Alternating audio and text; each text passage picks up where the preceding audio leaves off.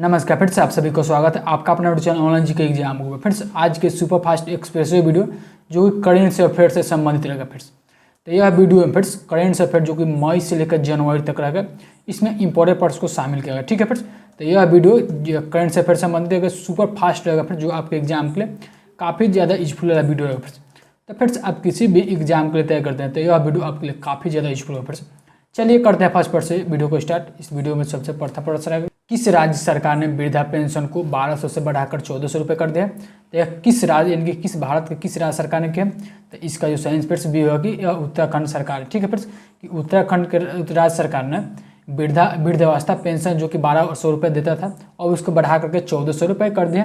इसका सही आंसर भी होगा। तो आइए अब जानते हैं उत्तराखंड के बारे में कुछ इंपॉर्टेंट पॉइंट जो आपसे एग्जाम में पूछे जाते हैं। फ्रेंड्स सब यहाँ पे फ्रेंड्स मानचित्र के साथ जो कि यह वीडियो रहेगा, आपके एग्जाम के लिए काफ़ी ज़्यादा यूजफुल है यह वीडियो फ्रेंड्स। यह उत्तराखंड का जब मैप है फ्रेंड्स, जो कि भारत का यह मैप है, इसमें उत्तराखंड का कहाँ स्थान है यह देख रहे हैं आप। चलिए उत्तराखंड की जो राजधानी है फ्रेंड्स देहरादून है। पुष्कर सिंह धामी वर्तमान में मुख्यमंत्री उत्तराखंड का, कि जनरल गुरमीत पाल सिंह वर्तमान में उत्तराखंड के राज्यपाल गवर्नर है। अब आइए इंपॉर्टेंट पॉइंट प्रमुख यानी कि फ्रेंड्स जो वर्तमान में उत्तराखंड राज्य में जो योजना चल रहा है वो भी जान लेते हैं, जो एग्जाम में पूछा जाता है।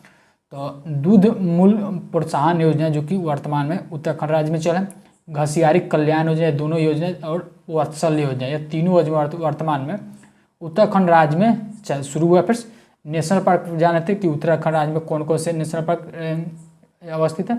तो Corbett national park, Gangotri national park, Govind national park, Nanda Devi national park, Rajaji national park और फूलों की घाटी नेशनल पार्क, यह सभी जो है उत्तराखंड राज्य में स्थित है। ठीक है, चलिए नेक्स्ट पढ़ देखते हैं। प्रश्न सेकेंड है कि दक्षिण कोरिया के नए राष्ट्रपति कौन बने? दक्षिण कोरिया के जो नए राष्ट्रपति हुए, इसका साइंस फिर बी का तरफ जाएगा कि यून सुक यूल। ठीक है फ्रेंड्स, कि यून सुक यूल दक्षिण कोरिया के नए राष्ट्रपति बने। इसका साइंस फिर ये जो फोटो में दिखाई रहे यही फिर दक्षिण कोरिया के नए राष्ट्रपति। आइए इंपॉर्टेंट पॉइंट जानते हैं। दक्षिण कोरिया जो स्थित है वो एशिया महाद्वीप के पूर्व में स्थित है। तो ध्यान रखें एशिया महाद्वीप के पूर्व में दक्षिण कोरिया स्थित है, जो कि यह मैप में दिखाई दे रहा है। ठीक है फ्रेंड्स, तो दक्षिण कोरिया की जो राजधानी है सियोल है। फ्रेंड्स ध्यान रखें यून सुक यूल जो कि नया राष्ट्रपति बने दक्षिण कोरिया के। प्रधानमंत्री दक्षिण कोरिया के किम वू गयम जो कि वर्तमान में प्रधानमंत्री। दक्षिण कोरियाई वान जो कि मुद्रा है दक्षिण कोरिया के। ठीक है, यह सभी पॉइंट आपके लिए काफ़ी यूजफुल पॉइंट है जो आपके एग्जाम में पूछे जाते हैं। नेक्स्ट प्रश्न है कि केंद्रीय मंत्रिमंडल ने भारत में विश्व स्वास्थ्य संगठन के वैश्विक पारंपरिक औषधि केंद्र की स्थापना की मंजूरी दे दी है। फिर यह आयुष्मान मंत्रालय के तहत किस राज्य में स्थापित किया जाएगा? तो इसका जो राइट आंसर जो होगा उससे होगा गुजरात राज्य में स्थापित किया जाएगा, जो कि विश्व स्वास्थ्य संगठन के वैश्विक पारंपरिक औषधि केंद्र की स्थापना की मंजूरी दे दी है। फिर यह आयुष्मान मंत्रालय के तहत यह स्थापित किया जाएगा, जो कि गुजरात राज्य पर। तो आइए इंपॉर्टेंट पॉइंट जान लेते हैं जो आपसे एग्जाम पूछे। यह जो मैप में दिखाई दे रहा है यह गुजरात का मैप है। गांधीनगर में फिर राजधानी स्थित है गुजरात का। भूपेंद्र भाई पटेल वर्तमान में मुख्यमंत्री है। आचार्य देवव्रत राज्यपाल गवर्नर है गांधीनगर एंड फिर गुजरात के। वहाँ पर बात हुआ है फिर WHO यानी कि वर्ल्ड हेल्थ ऑर्गेनाइजेशन के बात हुआ है।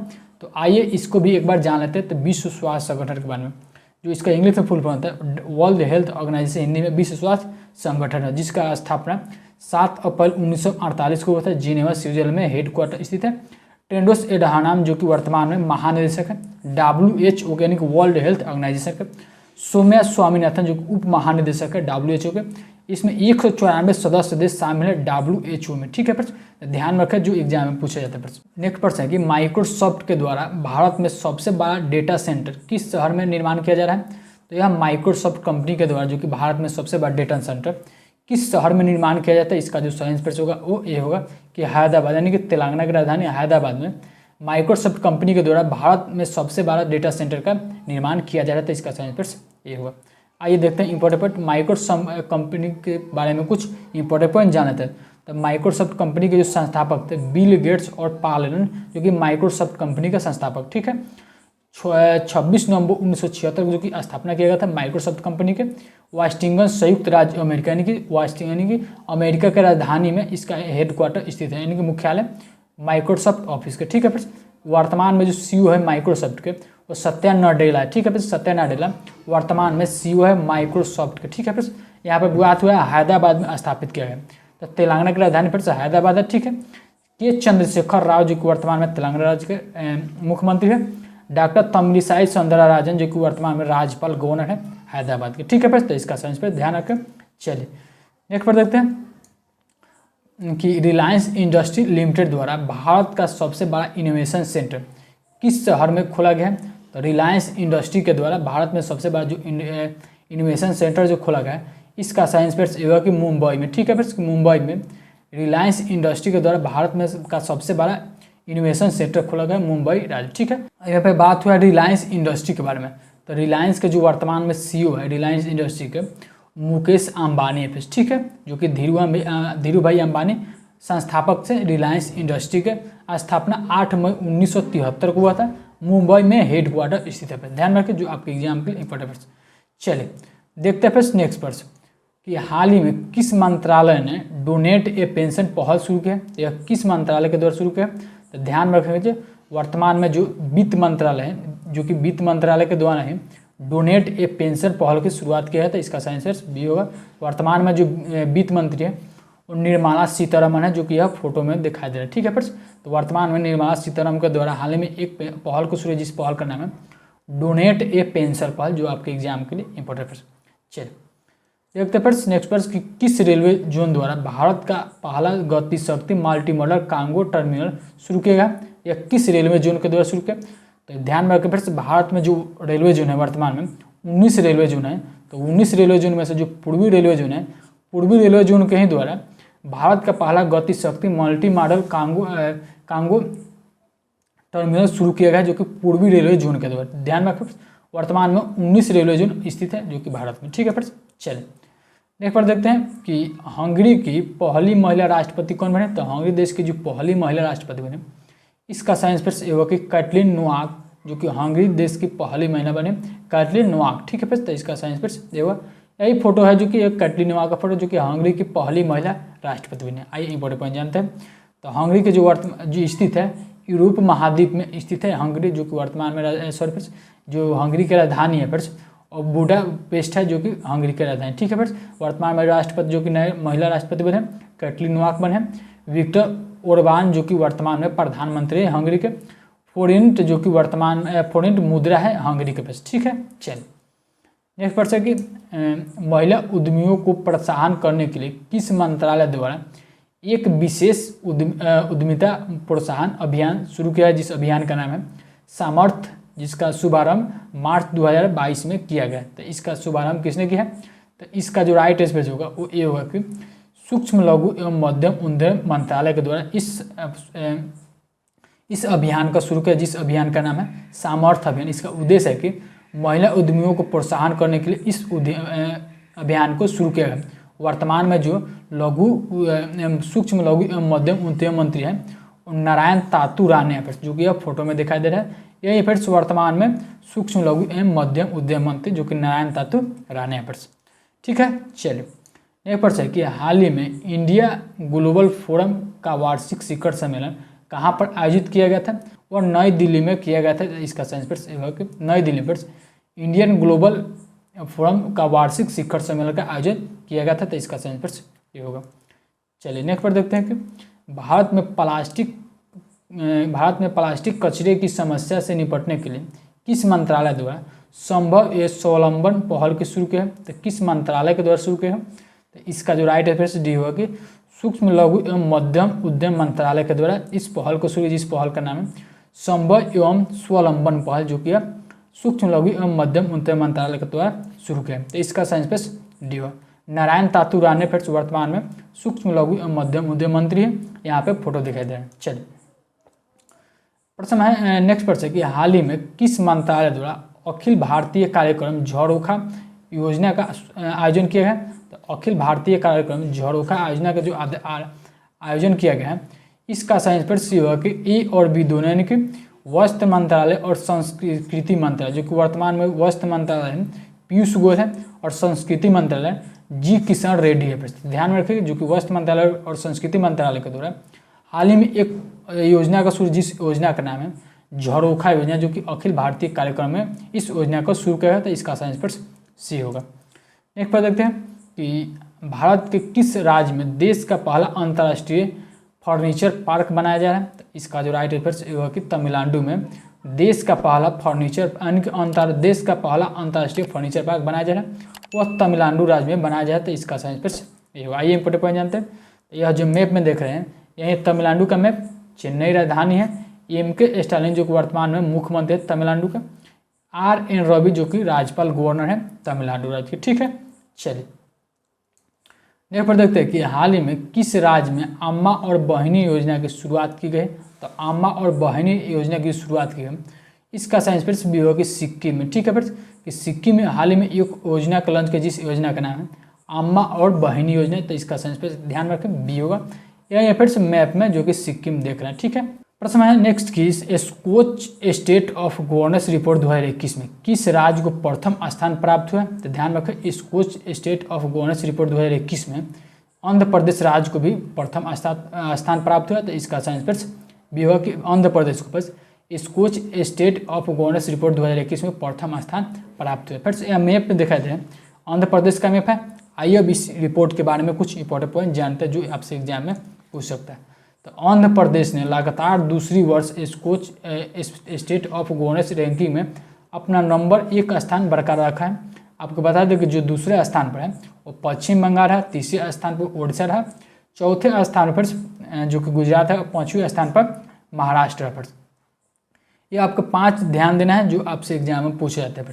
ठीक है कि जो आंध्र प्रदेश है वो दूसरी बार अपने 1 नंबर स्थान बरकरार रखे हैं। ठीक है, चलिए नेक्स्ट पर देखते हैं कि हाल ही में किस राज्य सरकार ने women at the rate work कार्यक्रम शुरुआत किया। Women at the rate work कार्यक्रम की जो शुरुआत की है यह कर्नाटक सरकार ने शुरुआत की। तो इसका साइंस फिर डी होगा कि कर्नाटक सरकार ने एक कार्यक्रम को शुरू किया जिस कार्यक्रम का नाम है वुमेन एट द वर्क कार्यक्रम। तो ध्यान रखें यह कर्नाटक राज्य में शुरू किया, यह फिर कर्नाटक का मैप ध्यान में देखें। चलिए प्रश्न नेक्स्ट पर था कि महिला एवं विकास मंत्रालय एवं शिक्षा मंत्रालय ने किस संस्था के सहयोग से किशोरियों को स्कूल से वापस लाने के लिए कन्या शिक्षा प्रवेश उत्सव का शुभारंभ किया है। यह किस संस्था के सहयोग से। तो इसका जो राइट आंसर होगा वो ये होगा कि यूनिसेफ। ठीक है फिर यूनिसेफ के सहायता से महिला एवं विकास मंत्रालय शिक्षा मंत्रालय के द्वारा एक उत्सव को शुरू किया जिस उत्सव का नाम है कन्या शिक्षा प्रवेश उत्सव। तो आइए इंपॉर्टेंट पॉइंट जानते हैं यूनिसेफ के बारे में। तो यूनिसेफ का जो फुल फॉर्म होता है United Nations International Children's Emergency Fund, जो कि यूनिसेफ का फुल फॉर्म जिसका स्थापना 11 दिसंबर 1946 को होता है। न्यूयॉर्क USA में हेड क्वार्टर स्थित है। फिर एन वेनेमन जो कि वर्तमान में प्रमुख है यूनिसेफ के। ठीक है फिर 190 सदस्य देश शामिल है यूनिसेफ पे। ध्यान रखें फिर अगर आपसे पूछ ले कि हम लोग भारत प्रत्येक साल विश्व में किस दिन दुनिया भर में यूनिसेफ दिवस मनाते हैं, तो 11 दिसंबर को हम लोग दुनिया भर में यूनिसेफ दिवस के रूप में मनाते हैं। ठीक है फिर तो ध्यान रखेगा आपके एग्जाम के लिए इंपॉर्टेंट प्रश्न। चलिए नेक्स्ट पर देखते हैं कि हाल ही में किस सरकार ने देश के पहले ड्रोन स्कूल का उद्घाटन किया है। तो इसका साइंस फिर ये होगा कि ग्वालियर में। ठीक है फिर ग्वालियर में देश का यानी कि भारत का पहला ड्रोन स्कूल का उद्घाटन किया गया। तो इसका साइंस फिर ये होगा ग्वालियर, मध्य प्रदेश में ग्वालियर पड़ता है फिर। तो इसका साइंस फिर ये होगा। नेक्स्ट पर देखते हैं कि हाल ही में किस राज्य सरकार ने यह घोषणा की है कि वह जल्द ही $1 ट्रिलियन की अर्थव्यवस्था वाला भारत का बन जाएगा। यह भारत के कौन से राज्य ने यह घोषणा की है। तो इसका राइट आंसर से एक की तरफ जाएगा कि महाराष्ट्र सरकार ने। महाराष्ट्र सरकार ने यह दावा किया है कि जल्द ही उनका जो राज्य है $1 ट्रिलियन अर्थव्यवस्था वाला भारत का पहला राज्य बन जाएगा। तो आइए अभी एक कुछ इंपॉर्टेंट पॉइंट जानते हैं जो इसमें बहुत सारे स्टूडेंट कन्फ्यूज रहते हैं। अगर आपसे पूछे कि 1 मिलियन में कितने लाख होता है, तो ध्यान रखें 1 मिलियन फिर से 10 लाख होता है, ये ध्यान रखें। वही पूछे कि 1 बिलियन में कितना यानी कि मिलियन होता है, तो 1 बिलियन में 1000 मिलियन होता है। अगर करोड़ पूछे तो 100 करोड़, जो कि 1 बिलियन में 100 करोड़ होता है बस। ठीक है, अगर वही पूछे जैसे यहाँ पे राज्य में पूछा है कि महाराष्ट्र में $1 ट्रिलियन अर्थव्यवस्था भारत का पहला राज्य बन जाए, तो $1 ट्रिलियन का मतलब कितना करोड़ हुआ। तो $1 ट्रिलियन बराबर 1000 बिलियन होता है। यहाँ से 1 बिलियन बराबर 1000 मिलियन होता है, यहाँ पर 1 ट्रिलियन बराबर 1000 बिलियन होता है। तो 1000 billion equal to 1 lakh crore, जो कि डॉलर वाला भारत का पहला राज्य जो कि महाराष्ट्र बन जाएगा अर्थव्यवस्था। ध्यान रख पर यह पॉइंट आपके एग्जाम के लिए काफ़ी यूजफुल वाला पॉइंट है बस। ठीक है, चलिए नेक्स्ट पर देखते हैं कि भारत कि पहली मेडिकल सिटी इंद्रायणी मेडिसिटी किस शहर में स्थापित किया जाएगा? तो इसका राइट आंसर होगा ये होगा पुणे में भारत की पहली इंद्रायणी मेडिसिटी जो कि बनेगा, या इसका सही आंसर ये होगा। चलिए नेक्स्ट प्रश्न कि हाल ही में प्रधानमंत्री मोदी के द्वारा 11वें खेल महाकुंभ 2022 का उद्घाटन कहाँ किया गया? तो इसका सही आंसर होगा बी होगा कि अहमदाबाद में प्रधानमंत्री मोदी जी के द्वारा हाल में 11वें खेल महाकुंभ 2022 का उद्घाटन अहमदाबाद गुजरात में किया गया। चलिए नेक्स्ट प्रश्न कि हाल ही में वी डैम संस्था द्वारा जारी डेमोक्रेसी रिपोर्ट 2022 में कौन सा देश प्रथम स्थान पर है? तो इसका जो सही आंसर बी होगा कि स्वीडन। फिर डेमोक्रेसी रिपोर्ट 2022 में प्रथम स्थान पर है, इसको जारी कौन किया गया? तो वी डैम संस्था के द्वारा यह रिपोर्ट को जारी किया गया। तो आइए इंपॉर्टेंट पॉइंट जान लेते हैं। इंपॉर्टेंट पॉइंट जानते हैं कि डेमोक्रेसी रिपोर्ट का 9वें संस्करण जो कि हाल ही में जारी किया गया, इसका जो स्वीडन है फिर गोथेनबर्ग विश्वविद्यालय में वी डैम संस्था द्वारा यह जारी किया गया जो कि स्वीडन प्रथम स्थान पर है। तो आइए 5 शीर्ष देशों के नाम जानते हैं। तो एग्जाम के लिए इंपॉर्टेंट जो कि स्वीडन फिर से आपको बताया कि प्रथम स्थान लाए हैं, डेनमार्क 2 नंबर पर है, 3 नंबर पर नॉर्वे है, कोस्टारिका जो कि 4 नंबर पर है, न्यूजीलैंड 5 नंबर। अगर आपसे पूछे कि भारत का स्थान कितने नंबर है जो कि इस डेमोक्रेसी रिपोर्ट 2022 में 93 यानी कि 93 नंबर पर भारत का स्थान, इसमें कुल 179 सदस्य देश शामिल किए गए थे डेमोक्रेसी रिपोर्ट 2022 में। ध्यान में रखकर जो कि प्रथम स्थान स्वीडन का था, भारत का स्थान 93 नंबर पर था, इस 179 सदस्य देश शामिल किए गए। चलिए नेक्स्ट पर देखते हैं कि हाल ही में निम्नलिखित में से किस राज्य में पहली बार अपनी वार्षिक वित्तीय योजना 2022-23 में हिस्सा के रूप में बाल बजट पेश किया गया? किस राज्य सरकार ने किया है? तो इसका सही आंसर ये होगा कि मध्य प्रदेश राज्य ने किया गया, जो कि वर्तमान मध्य प्रदेश के मुख्यमंत्री शिवराज सिंह चौहान है, जो कि वहाँ पे 2022-23 के बजट में बाल बजट को पेश किया गया। कौन? तो मध्य प्रदेश राज्य ने। ध्यान रखकर चलिए एक प्रश्न कि हाल ही में किस राज्य सरकार द्वारा सुषमा स्वराज पुस्तक देने की घोषणा की गई? तो सुषमा स्वराज पुस्तक देने की घोषणा किस राज्य सरकार द्वारा की गई? तो इसका सही आंसर भी होगा हरियाणा सरकार, जो कि मनोहर लाल खट्टर वर्तमान में मुख्यमंत्री हरियाणा का। ठीक है फ्रेंड्स, तो अब चंडीगढ़ राजधानी है। सुषमा स्वराज पुस्तक देने की घोषणा की गई महाराष्ट्र हरियाणा सरकार द्वारा। ठीक है, चलिए नेक्स्ट पर देखते हैं कि भगवान गौतम बुद्ध की शयन मूर्ति में दुनिया का सबसे लंबी प्रतिमा का निर्माण किस राज्य में किया जा रहा है? तो इसका जो राइट आंसर होगा वो बी होगा कि झारखंड में भगवान गौतम बुद्ध की शयन मुद्रा में दुनिया की सबसे लंबी प्रतिमा का निर्माण किया जा रहा है, जो कि झारखंड में। ठीक है, हेमंत सोरेन मुख्यमंत्री है, रमेश बैस वहाँ के राज्यपाल गवर्नर है वह। ठीक है, पर ध्यान रखेंगे। चलिए एक प्रश्न है कि डिजिटल भुगतान के लिए किस संस्था द्वारा UPI 1 2 3 पे को लॉन्च किया गया? तो डिजिटल भुगतान के लिए UPI किस संस्था द्वारा UPI 1 2 3 लॉन्च किया गया? तो इसका जो राइट आंसर डी होगा कि RBI जी। ठीक है फ्रेंड्स, कि RBI के द्वारा हाल ही में जो कि डिजिटल भुगतान UPI 1 2 3 को लॉन्च किया गया। तो इसका सही आंसर डी होगा RBI, यानी कि रिजर्व बैंक ऑफ इंडिया, जो कि वर्तमान में RBI के गवर्नर शक्तिकांत दास है। ठीक है फ्रेंड्स, चलिए नेक्स्ट प्रश्न है कि 10 से 15 मार्च 2022 तक साहित्य अकादमी द्वारा भारत का सबसे बड़ा समावेशी साहित्य उत्सव यानी कि महोत्सव का आयोजन कहाँ किया गया? इसका सही आंसर जो होगा वो ये होगा कि नई दिल्ली में। ठीक है, कि नई दिल्ली में 10 से 15 मार्च 2022 तक साहित्य अकादमी द्वारा भारत का समावेशी साहित्य उत्सव यानी कि साहित्योत्सव का आयोजन नई दिल्ली में किया गया था। इसका सही आंसर ये होगा। नेक्स्ट प्रश्न है कि हाल ही में किस देश की सरकार ने दुनिया के पहले प्लांट बेस्ड कोविड-19 वैक्सीन को, यानी कि वैक्सीन जिस प्लांट बेस्ड कोविड-19 जो वैक्सीन है इसका नाम है कोविनफेंज। ठीक है, कोविनफेंज का उपयोग की मंजूरी दे दी है। तो इसका जो राइट आंसर जो होगा स्कॉटलैंड देश ने। ठीक है, फिर स्कॉटलैंड देश ने पहले प्लांट बेस्ड कोविड-19 वैक्सीन को यानी कि कोविनफेंज को प्रयोग करने के लिए मंजूरी दे दी है, यानी कि स्कॉटलैंड देश ने। तो इसका सही आंसर ये होगा।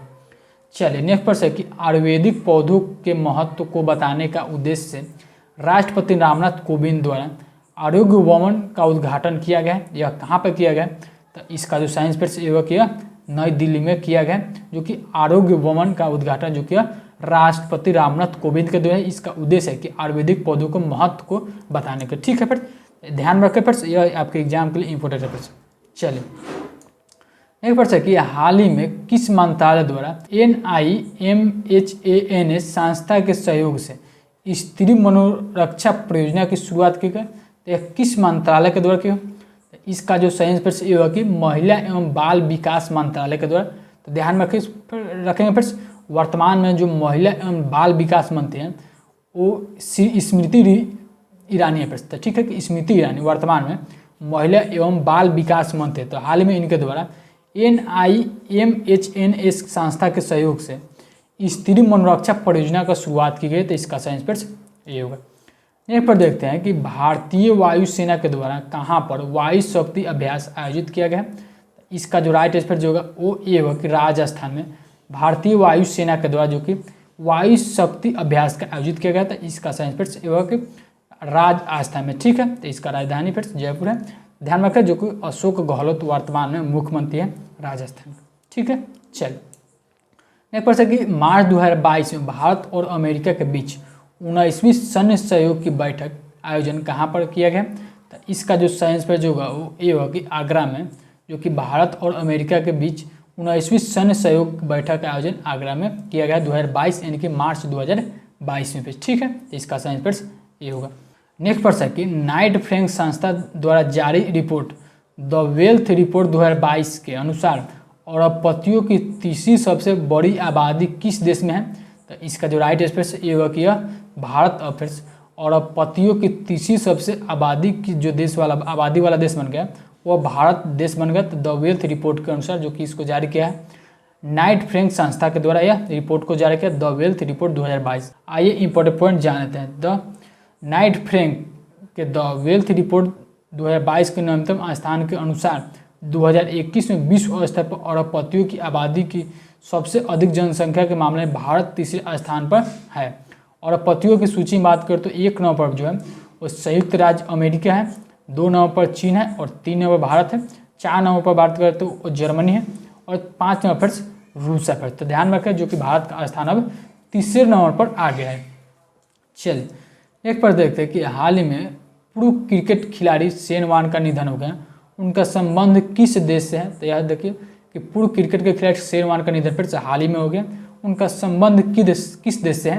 तो इसका साइंस फिर विभागीय ऑस्ट्रेलिया के खिलाड़ी थे, जो कि पूर्व ऑस्ट्रेलिया क्रिकेट खिलाड़ी शेन वॉर्न का निधन फिर से हाल ही में हो गया। आइए अब इनसे जुड़ी इंपॉर्टेंट पॉइंट जानते हैं जो कि आपसे एग्जाम में पूछे जाएंगे फिर से। तो ध्यान रखें फिर से, वे मुरलीधरन के बाद विश्व के दूसरे गेंदबाज थे जिन्होंने टेस्ट और वनडे मैचों में मिलाकर 1000 अंतर्राष्ट्रीय विकेट लिए थे। यह ध्यान में रखेंगे फिर जो आपसे एग्जाम में पूछे जाते हैं। साल 2008 में IPL में राजस्थान रॉयल्स को पहला खिताब दिलवाया था, जो कि कौन? तो शेन वॉर्न ने फिर से, जो कि IPL जब स्टार्ट हुआ जो कि फर्स्ट संस्करण में है उस टीम के हिस्सा थे जो कि राजस्थान रॉयल्स के, जो कि शेन वॉर्न ने उसको पहला खिताब दिलवाए थे। शेन वॉर्न ने जिनका निधन फिर से हाल ही में हो गया। शेन वॉर्न ने साल 1993 में इंग्लैंड के खिलाफ टेस्ट क्रिकेट की अपनी पहली गेंद से माइक गैटिंग को आउट किया था। उनकी इस गेंद को बॉल ऑफ द सेंचुरी कहा जाता है, जो कि इस गेंद को इंडियन प्रीमियर लीग यानी कि IPL में कुल 55 मैच खेले थे जो कि शेन वॉर्न ने। यह पॉइंट याद रखें फिर आपसे एग्जाम में पूछे जाएंगे फिर। चलिए नहीं पढ़ सके, सिकंदराबाद में राष्ट्रीय सुरक्षा दिवस के अवसर पर स्वदेशी रूप से विकसित संचालित ट्रेन सुरक्षा ATP प्रणाली का सफलतापूर्वक परीक्षण किया गया, जिनका नाम है, तो इसका नाम क्या रखा गया? संचालित ट्रेन सुरक्षा। तो इसका लाइन जो रखा गया कवच रखा गया। तो इसका साइंस पे ध्यान रखें ये हुआ कि कवच फ्रेंड्स, जो कि स्वदेशी रूप से विकसित है संचालित ट्रेन सुरक्षा जो कि यह प्रणाली सफलतापूर्ण जिसका परीक्षण हाल ही में किया गया, इसका नाम पर कवच रखा गया है जिस परीक्षण का। ठीक है फिर, तो इसका ध्यान रखें, इसका आंसर ये होगा। चलिए नेक्स्ट प्रश्न कि हाल ही में विश्व वन्यजीव दिवस 2022 में किस तारीख को मनाया गया? तो इसका जो राइट आंसर ये होगा कि विश्व वन्यजीव दिवस 3 मार्च को मनाया गया। तो इसका आंसर C होगा। 2022 का जो थीम है विश्व वन्यजीव दिवस के रिकवरी की स्पेशलिस्ट फॉर इकोसिस्टम रिस्टोरेशन, जो कि 2022 के थीम है विश्व वन्यजीव दिवस का। ठीक है फिर, तो इसका आंसर जो होगा वो B होगा। चलिए नेक्स्ट पर देखते हैं 37 नंबर की 31वां दक्षिण पूर्व एशियाई खेल में वर्ष 2022 में किस देश में आयोजित किया जाएगा? तो वो जो 31वां जो दक्षिण एशियाई पूर्व खेल जो है 2022 में किस देश में आयोजित किया जाएगा?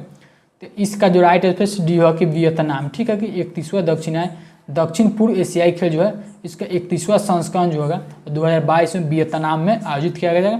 इसका सही आंसर डी होगा। चलिए नेक्स्ट प्रश्न कि हाल ही में कौशल्य मातृत्व योजना किस राज्य में शुरू किया? तो कौशल्य मातृत्व योजना जो शुरू किया गया इसका सही आंसर डी होगा क्या छत्तीसगढ़ में शुरू किया है। तो इसका राइट आंसर डी होगा कि छत्तीसगढ़ में फिर हाल ही में एक योजना का लॉन्च किया जिस योजना का नाम है कौशल्य मातृत्व योजना। तो इसका सही आंसर डी होगा। चलिए नेक्स्ट प्रश्न है कि BSEC द्वारा भारत का पहला smart manage electronic vehicle charging station कहाँ शुरू किया है? तो इसका सही आंसर ये होगा कि नई दिल्ली में फिर जो कि BSEC के द्वारा भारत का पहला smart managed electronic vehicle charging जो कि चार्जिंग से चलने वाला गाड़ी जो कि पहला स्टेशन भारत में नई दिल्ली में स्थापित किया गया था। इसका सही आंसर ये होगा। चलिए नेक्स्ट प्रश्न है कि हाल ही में 5वीं संयुक्त राष्ट्र पर्यावरण सभा कहाँ संपन्न हुआ है? तो ध्यान रखें 5वीं यानी कि संयुक्त यानी कि यूनाइटेड नेशन का 5वीं बैठक जो कि पर्यावरण सभा का संपन्न हुआ है। तो इसका जो सही आंसर भी होगा कि नैरोबी में। ठीक है फिर कि नैरोबी में हाल ही में 5वीं संयुक्त राष्ट्र का पर्यावरण सभा का बैठक जो कि संपन्न हुआ है। तो इसका सही आंसर बी होगा। चलिए नेक्स्ट प्रश्न है कि हाल ही में भारतीय सेना के द्वारा 3 दिवसीय शीतकालीन उत्सव का आयोजन कहाँ किया गया? तो भारतीय सेना के द्वारा 3 दिवसीय शीतकालीन उत्सव का जो आयोजन किया गया इसका सही आंसर ये होगा कि जम्मू और कश्मीर। ठीक है जम्मू एंड कश्मीर में भारतीय सेना के द्वारा 3 दिवसीय शीतकालीन उत्सव का आयोजन किया गया। इसका सही आंसर ये होगा। यहाँ पर देखते हैं कि सागर परिक्रमा कार्यक्रम का पहला चरण किस राज्य से शुरू किया? सागर परिक्रमा कार्यक्रम का जो पहला चरण है यह गुजरात राज्य से शुरू किया गया था। इसका सही आंसर भी होगा कि गुजरात राज्य से फिर सागर परिक्रमा कार्यक्रम का पहला चरण शुरू किया था। इसका सही आंसर बी होगा। नेक्स्ट प्रश्न कि मार्च 2022 में 2 दिवसीय स्टडी इन इंडिया 2022 में बैठक का आयोजन कहाँ किया गया? तो 2022 में जो 2 दिवसीय स्टडी इन इंडिया 2022 का जो बैठक का आयोजन किया गया इसका सही आंसर भी होगा कि बांग्लादेश में यानी कि बांग्लादेश की राजधानी ढाका में किया गया। इसका सही आंसर ये होगा कि मार्च 2022 में इसका आयोजन किया गया। 2 दिवसीय स्टडी इन इंडिया 2022 का जो बैठक किया गया ढाका में किया गया। तो इसका सही आंसर ये होगा। चलिए नेक्स्ट प्रश्न कि ICC महिला क्रिकेट विश्व कप 2022 का आयोजन किस देश में किया गया है? इसका सही आंसर भी होगा कि न्यूजीलैंड में। ठीक है फ्रेंड्स कि न्यूजीलैंड जो कि न्यूजीलैंड में ICC महिला क्रिकेट विश्व कप 2022 का आयोजन किया गया था।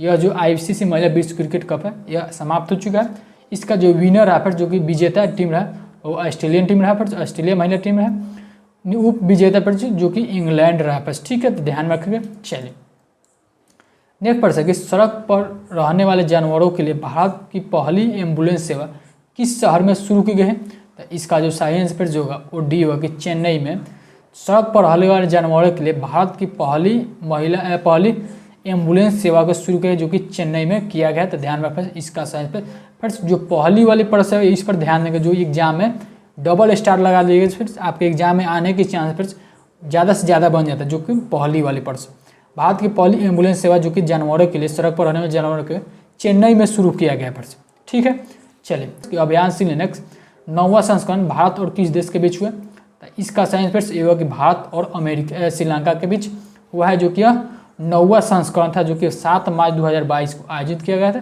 भारत और श्रीलंका के बीच। ठीक है जो कि यह इस अभ्यास का नाम है सिलनेक्स अभ्यास। ठीक है चलिए नेक्स्ट पर देखें उड़ान एक मजदूर बच्चों की यह पुस्तक हाल ही में लॉन्च हुई। इस पुस्तक के लेखक कौन है? तो उड़ान एक मजदूर बच्चों की इस पुस्तक के जो लेखक है इसका सही आंसर डी होगा कि मिथिलेश तिवारी। ठीक है कि मिथिलेश तिवारी उड़ान एक मजदूर बच्चों पुस्तक की हाल ही में लॉन्च की जिस पुस्तक के लेखक है मिथिलेश तिवारी। तो इसका सही आंसर डी होगा। नेक्स्ट प्रश्न है कि the queen of Indian pop पुस्तक हाल ही में लॉन्च हुई। यह पुस्तक किसने लिखे?